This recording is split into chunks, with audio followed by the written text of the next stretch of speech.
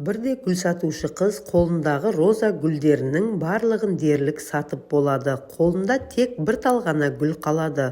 Гүл сатушы қыз ойланбастан жолдың қарсы бетінде күні бойы тілем тілеп отырған қайыршыға осы соңғы гүлді сыйлап өз жөніне кете барады. Қайыршы өзі өз болғалы мұндай іске жолығып көрмепті. Ол үш ұйықтаса да армандағыдай ару қыздың өзіне гүл сыйлайтынын ойлап көрмепті. Бұл күні қайыршы үшін күн батыстан шыққандай болады. Қайыршы өмірінде бір рет өзін аялап, сүйіп көрмепті. Басқалардың да аялауы мен сүюіне қол жеткіземін деп үміттенбесе керек. Бүгінгі жағдай оған қатты әсер етеді. Гүлді ала салысымен қала маңындағы өзінің лашығына тартады. Үйіне келген соң сынық құмыра тауып, оған су толтырып, гүлді оған салып қояды. Ол үн-түнсіз гүлге қарап отырады. Кенет орнынан атып тұрып, әлгі құмыраны жуып тазалап, мөп-мөлдір су құйып, гүлді қайта салады. Ол іштей, мұндай әдемі гүл қалайша кір-кір құмырада тұрады екен, мен оны жуып тазалап қойдым деп масаттанады. Қайыршы әсем гүлге тағы құмарта қарап отырады. Ол ақырын қозғалып келіп, гүл құмырасы тұрған үстелді қолмен сипап қарап еді, шаң тозаңнан көрінбей қалыпты. Әсем гүлдің тұруына бұл үстел лайық емес деп ойлаған ол, үстелді де жуып айнада етіп қояды. Гүлге құмарта қараған сайын таза үстел мен нарттай қызыл роза сағымы ойнап тұрған мөлдір құмырамен суға мына былыққан лашық мүлдем сай келмейтін сияқты болып көрінді.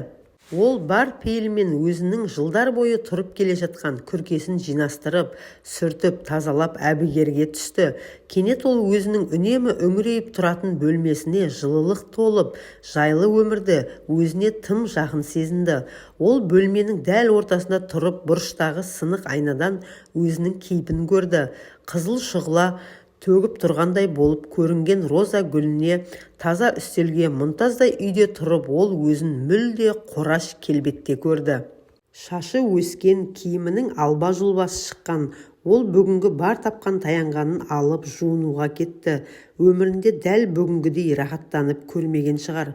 Жұқа болса да таза киім сатып алды, сақал мұртын қырды, шашын тарап ретке келтірді.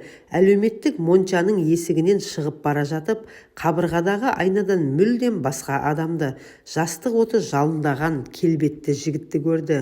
Мен не үшін қайыршы болып өмір сүруім керек? Деп сұрады өзінен. Бұл оның қайыршы болғаннан бері қарайғы өзіне тұңғыш рет осылайша сұрақ қоюы еді. Жігіттің рухы әп-сәтте сергіп шыға келді. Ол үйіне келіп, мұндағы барлық дүниеге соншалықты риза пейілмен сүйсіне қарады. Екінші күннен бастап басқа жұмыс іздеуге кірісті. Жолы болғыш екен, жайлы жұмысты да тапты. Күндер зулап, айлар аунап жатты. Бірнеше жылдан кейін ол табысқа жеткен адамға айналды. Үлкен компания құрып, қалталылар қатарына қосылды.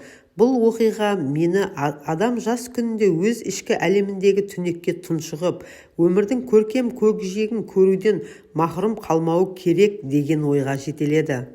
Адам баласы өзіне тиесілі роза гүлін тапқанша, теңіздегі бағдарсыз малтыққан дәрменсіз сушыға ұқсайтын сияқты. Өзіңізге кішкентай өзгеріс жасаңыз, сіз өзгерсеңіз, сіздің әлеміңіз де өзгереді. Егер сіз осы роза гүлін тапқан болсаңыз, оны басқаларға беруді де естен шығармаңыз. Әңгімені соңына дейін тыңдағандарыңызға рахмет.